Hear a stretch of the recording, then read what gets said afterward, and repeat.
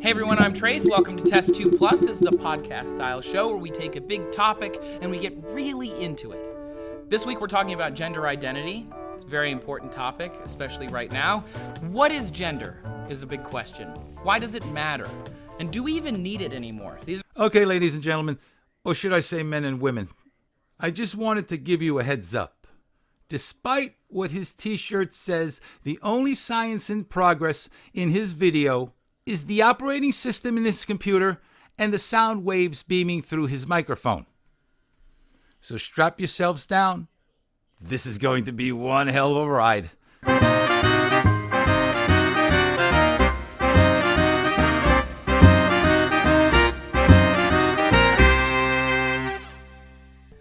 We should explain some terms, though. I think those are all really important. Sex and gender are both inborn and both fluid, both public and yet at the same time kind of intensely personal. There's nothing personal about gender. You're either male or female. What's personal are the many confusing feelings people have within. Most people eventually gather the intelligence to figure out just what's going on inside. That is, unless they end up listening to someone like this sideshow freak, living in his own parallel universe. In fact, it seems like he's at the end of his parallel universe. He's running out of stars. His mic stand begins with a star's end. My God, he's being sucked into a black hole. So let's start with some basic concepts for what sex and gender are. Sex is a biological concept. Gender is a human and social cultural concept. Yeah, so much for science in progress. If you knew anything about science, you would know that gender is biological and not a social construct. The only social construct here is the crap you're pushing. In fact, all of the following things are completely independent identifiers. Gender and sex are not the same thing, although they're often used interchangeably. That's why I didn't say anything before. I'm telling you, wearing that shirt has me so fucking triggered. Do you even care that I'm fucking triggered? And it's your fault. Where was the trigger warning? I mean, really, you wearing that shirt is the equivalent to an atheist wearing a cross around his neck. Ah, I see you're a Christian, friend. No, I'm an atheist. Then why are you wearing that cross? It's a non-binary cross. Okay? Okay. Sex is the classification of being male or female, and it's usually assigned at birth. When we're born, we look at a baby and we say this anatomy determines that this is a man or a woman, or will be. It's a male or a female. What do you mean, will be? Are you talking about ultrasound? Or the doctor looking at the newborn to see whether or not the baby has a pee-pee? No, that's what it is. It's not a dick yet. It's got to grow to that. And if he swam in the right gene pool, it might get big enough to be called a cock. 1 in 2,000 births, though, has atypical genitalia. You know, something's missing maybe, or something's extra, something's too big, something's in the wrong place, something too small. It really does happen a lot. 1 in 2,000 might not seem like a lot, but that's a lot. It's called a birth defect. It happens. So what's missing on you, besides the lack of brain matter? So this is why using the word assignment is important when talking about sex. Someone decided that this baby is a male or a female at some point, not looking at its DNA or anything else, just looking at it. If there was any science in progress here, you would know it has everything to do with DNA. I mean, really, guy, the more I look at that shirt while listening to the shit coming out of your mouth, the more triggered I get. It was really inconsiderate of you not putting a trigger warning at the beginning of this video, you fucking asshole. There are times when a doctor is making these decisions. There's a time when this doctor is maybe wrong. For example, say circumcision was elected to be done by the parents. It's happened before where a mangled circumcision results in a change in the sex assignment from boy to girl. It's happened. Look it up. I did look it up. I went to a few sites where real science was in progress, and I could not find a single study or citation backing your claim. However, I did find out that being circumcised delays your orgasm, which is a good thing, unless you have a heart condition. Gender, on the other hand, from sex, is the state of being male or female culturally or socially. So again, not the same as sex, it's far more fluid, and it's also more of a spectrum or a continuum. The only thing fluid is the shit flowing out of your mouth.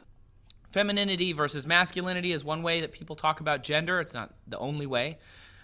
Male versus female is one way you can talk about sex, but again, not the only way. In reality, gender is non-binary. There aren't just two genders. There are many genders. Some countries even recognize a third gender group, but we'll get there.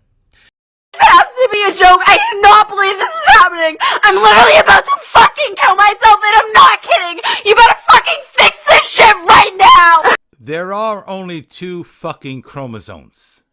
The X and the Y chromosome. The male and the female.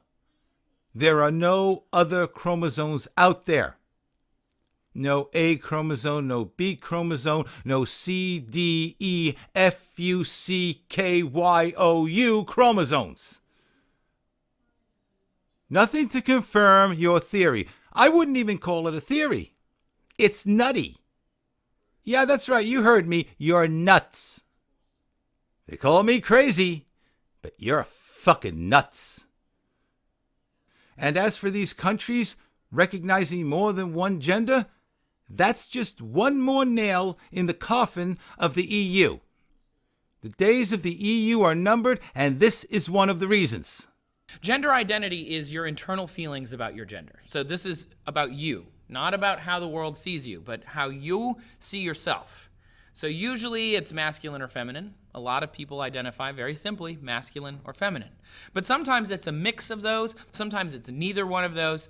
And the thing is, when it comes to gender identity, this is something that you decide. No one can tell you what your gender identity is. Feelings have nothing to do with gender. Doesn't matter what you feel inside. You're either a male or a female. If you're a male who feels you belong in women's clothes, knock yourself out. But you're still biologically a male. And remember, if you're going to dress like a girl, unless you look like this, you have to use the men's bathroom. If you're just going to put on a dress and do nothing else, you don't really care if you pass as a woman, you have no business in the women's bathroom. Again, yes, you can use the women's bathroom. No, you can't use the women's bathroom. Okay? Okay. Gender expression is names, pronouns, appearance, like your clothes that you wear, the hairstyle that you have. It's the outward appearance of that gender identity, and that's defined by kind of the cultural experience, but you're the one who gets to pick what that shows. Yes, you have the right to identify yourself any way you want. Just don't expect me or anyone else to respect this lunacy. A third term you're going to hear a lot is sexual orientation, and sex and gender are independent of that. Sexual orientation is physical, romantic, and or emotional attraction to another person. It's inborn. Science believes it's likely a result of epigenetics, which means it can have some inheritability, but more or less, there's no gay gene, just like there's no straight gene. Exactly. That is why there are only two genders, because there is no gene or chromosome other than the X and Y, male and female. And what you feel inside is irrelevant to biology. Men are naturally attracted to women. That's how it works. That's how nature gets humans and other animals, particularly mammals, to procreate. There is no gay gene by your own admission, yet homosexuality exists. Could it be that we are by nature bisexual, and those feelings are only suppressed by cultural constructs such as religion? Have there been people so confused of these feelings, so resentful of what they feel, they create a god and a religion to keep these feelings in check? Yet there are those who act on it, but by social and cultural construct lay low for fear of being ostracized. How about the alpha male? Always with the woman. Of course, he's the alpha male. Or the alpha lion. The alpha lion has his harem.